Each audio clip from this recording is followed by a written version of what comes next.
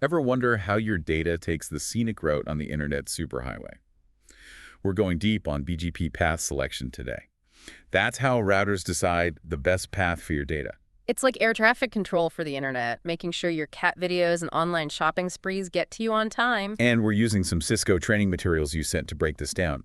No matter your tech level, understanding BGP path selection can be surprisingly relevant to your online life. It's the difference between a website loading in a snap and that spinning wheel of doom. Okay, let's unpack this. We're talking about BGP, the Border Gateway Protocol. It's basically how routers talk to each other and figure out the best routes, right? Exactly. Think of BGP as the language routers use to exchange messages about how to reach different networks. And these messages include info about available paths, which are like different roadmaps to the same destination. So it's not just one direct line from point A to B. There are options. Absolutely. BGP is all about finding the most efficient route out of those options.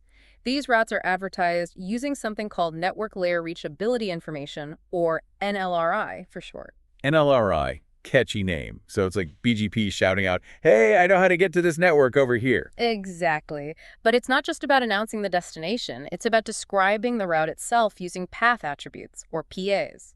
Okay, so NLRI tells us where we're going, and PAs are like the turn-by-turn directions. You got it. They provide crucial details that help routers evaluate the best path. Now, why do we care about multiple paths? Well, imagine your data taking a detour through multiple countries to reach a website hosted just a few towns over. That's slow and inefficient. Makes sense. Nobody wants their Netflix to buffer because their data took the scenic route. Precisely. BGP is constantly reevaluating these paths too. Network conditions change all the time. Think of it like Waze for your data.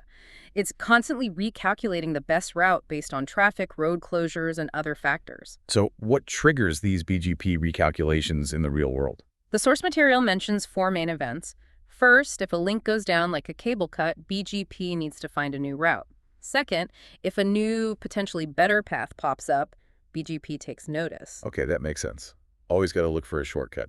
What else? Third, any changes to network configurations can trigger a recalculation. And lastly, there are times when BGP itself decides it's time for a refresh.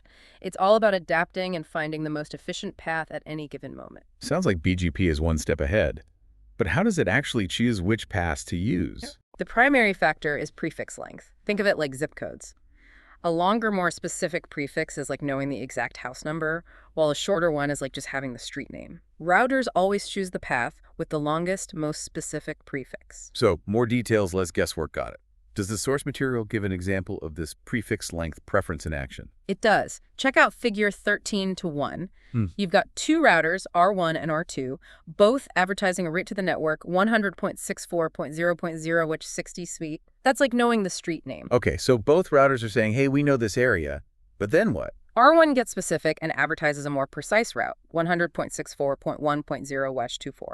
R2 does the same, but with 100.64.0/224. These longer prefixes are those house numbers we talked about. So even though they both advertised that initial broader route, the longer, more specific ones went out. Exactly. It all boils down to precision. The longest prefix wins because it represents the most direct route to the destination. But prefix length is just the tip of the iceberg when it comes to BGP's decision-making. There's more.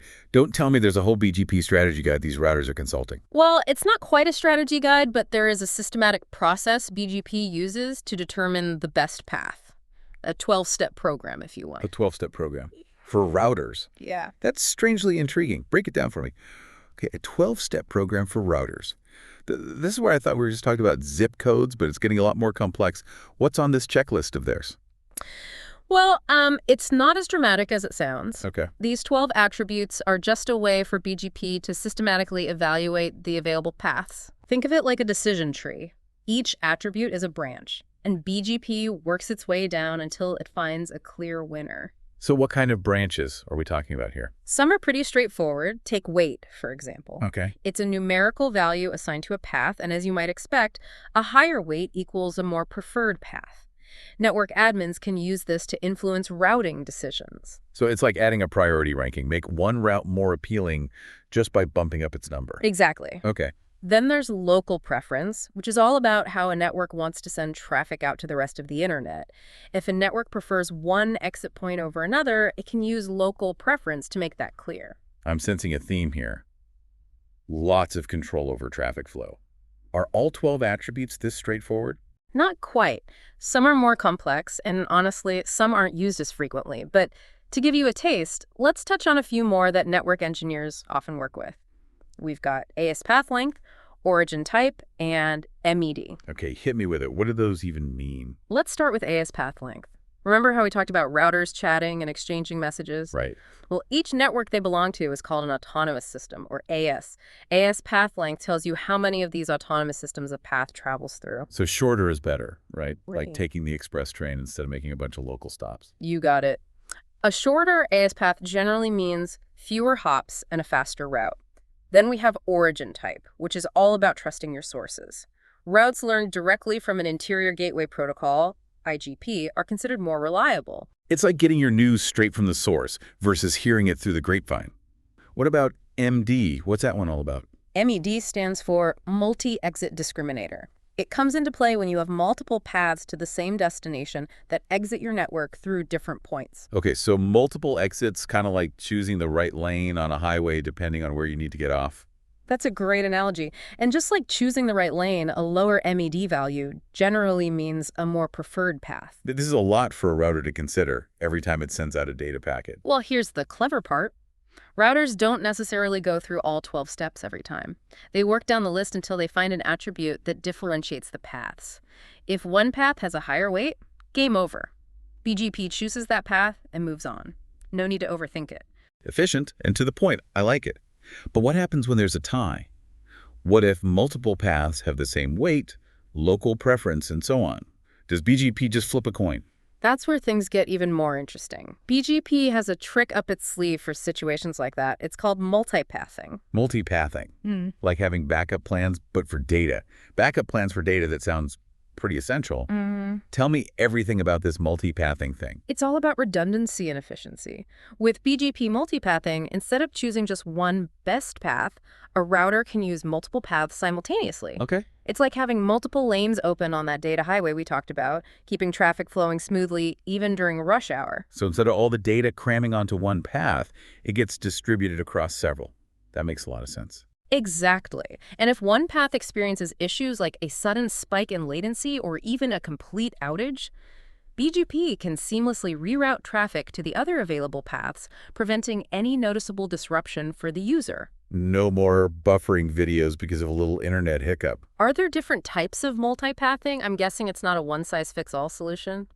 You're right. There are variations depending on whether we're talking about paths within the same network or between different networks. Those are called IBGP and EBGP, respectively.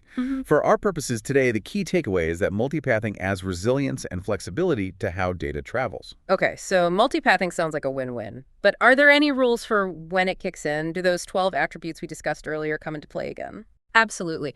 For BGP to consider multiple paths as equals, they need to be practically identical when evaluated against those attributes. We're talking the same weight, local preference, MS path length, origin type, MED, the works. So it's like BGP is saying, I'll consider using multiple routes, but they better be equally qualified. Exactly.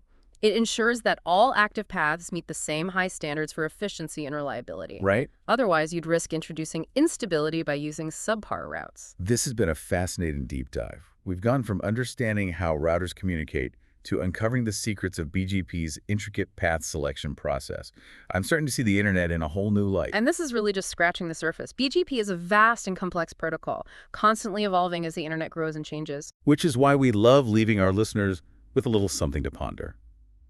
If BGP is responsible for directing so much of the world's data traffic, what are the implications if someone intentionally misconfigures these routing paths or even manipulates them for malicious purposes? That's a discussion for another deep dive. But it highlights just how crucial a robust understanding of BGP is in today's interconnected world. For those eager to learn more, the Cisco training materials you provided are a great place to start. And remember, the next time you load a website without a hitch, thank BGP for finding your data a smooth path.